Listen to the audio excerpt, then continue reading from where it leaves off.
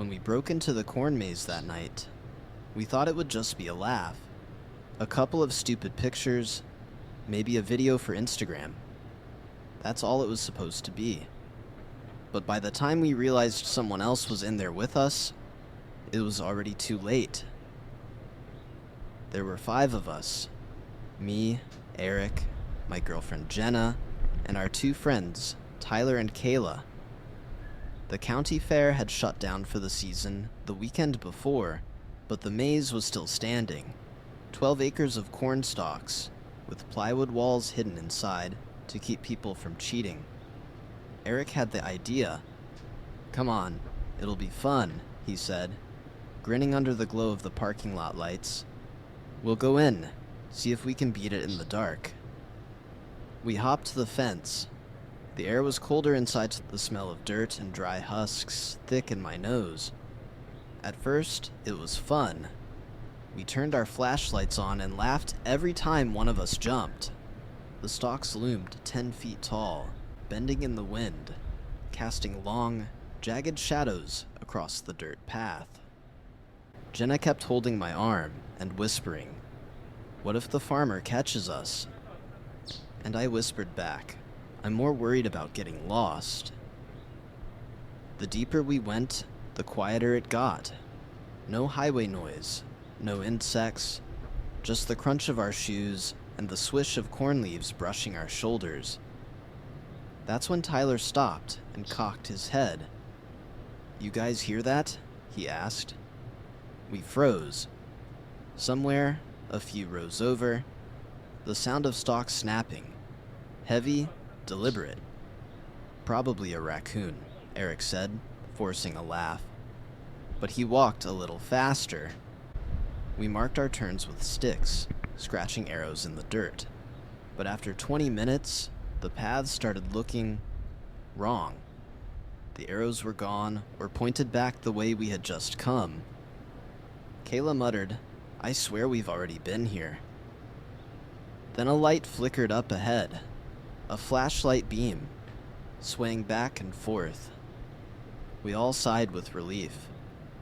"Must be another group," Jenna said. But when we ran toward it, the beam clicked off. That's when Kayla screamed. Her light spun wildly, then vanished. We shouted her name, splitting in different directions, flashlights bobbing through the rows. Nothing, no answer, just silence, and the faint sound of breathing that wasn't ours. "Everyone stay together," I whispered, my throat dry. But Eric took off anyway, muttering that he saw her up ahead. His light bounced, then disappeared around a corner. Seconds later, a muffled cry, then nothing. We ran after him, but the path ended in a dead wall of corn. No Eric, no Kayla, just our 3 sets of footprints in the dirt, and one more set, heavier, boot prints. That's when Jenna's flashlight started to dim. The batteries had been full. We all checked before we came. Now the light flickered, casting shadows that seemed to lunge at us from every direction. We pressed on, turning corner after corner, trying to find the center tower where the exits usually met. But instead we found something else. At the end of the path, a figure stood, waiting. Tall, broad-shouldered, face hidden behind a mask made of corn husks stitched together with twine. In one hand, it held something long, gleaming when the light hit it, metal scraping against metal as it dragged along the wall. We turned and bolted, our feet pounding the dirt, flashlights bouncing wildly. Every turn we took, the stalks rustled behind us. And then Tyler was gone. 1 second he was at my side. The next, his beam dropped, rolling across the ground. I didn't even hear him scream. It was just me and Jenna now. Her hand dug into my wrist as we ran. Every row looked the same. Every turn brought us back to where we'd already been. Then, up ahead, lights. Floodlights, glowing bright against the sky. The exit. It had to be. We sprinted for it, lungs burning, boots pounding the dirt. We burst through the stalks into open air, but froze. The sign above us didn't say exit. It said entrance. We were right back where we started, and standing under the sign, blocking the way out, was the figure, mask tilted, blade dragging in the dirt, waiting. Stay tuned for the next story.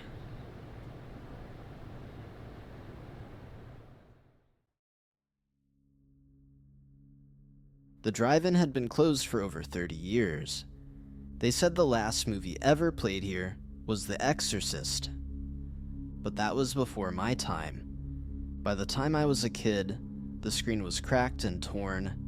The lot was filled with weeds and rusting cars, and the projector booth had all its windows busted out. It was the kind of place you drove past at night, looked at out of the corner of your eye, and sped up just a little bit. But last October, my friends and I decided to sneak inside. We told ourselves it was for the thrill, for the pictures, for the kind of memory you brag about later. There were 4 of us that night. Me, my brother Jake, and our friends Lacey and Mark. We hopped the chain link fence and landed in the gravel lot. The crunch of our footsteps echoed like it was empty and endless. The old snack bar sat at the edge of the field. Its windows were boarded, the paint peeling, and in front of us, the screen. Huge. Torn. Like a ghost towering over the whole place. At first it was fun. We messed around, taking turns pretending to order popcorn through the empty windows. Jake grabbed an old speaker off one of the posts and shouted, "Hello, coming soon to a theater near you." Our laughter carried out into the night, then died against the empty cars still scattered through the lot. That's when we realized some of those cars weren't as empty as we thought. I was the first to notice it. A shape, sitting in the driver's seat of a beat-up Chevy, 2 rows over. It didn't move, didn't make a sound, just sat there like it had been waiting. "Probably a mannequin," Mark said, forcing a laugh, but his voice cracked. That's when the screen flickered. We all froze. There was no power, no projector, but the massive white screen came alive, glowing pale, buzzing faintly like a television set. It wasn't showing a movie. It was showing us. Not in real time exactly. The footage looked old, grainy, black and white. But there we were, walking across the lot, shining our flashlights, laughing nervously. I could see the exact hoodie I was wearing, the flashlight in my hand, and behind us in the footage, more of those shadowy figures sitting in cars, row after row like a silent audience. We bolted toward the fence. Gravel flew beneath our shoes, hearts hammering. That's when the radios inside the cars came to life. Static at first, then faint whispers, not random, voices saying our names. Lacey, Jake, Mark. I swear I heard my own name too, drawn out, low, like someone sitting right behind me. Lacey screamed. One of the car doors creaked open, and the figure inside slowly turned its head toward us. We ran faster, weaving between rows, but every car we passed had someone in it. Still, silent, waiting. And the giant screen kept flickering, following us with new footage every second. Not ahead of us, not behind, just us, running in circles. We finally reached the fence. Jake was the first to grab it, his hands scrambling over the chain links. I looked back, and froze, because the screen wasn't showing us anymore.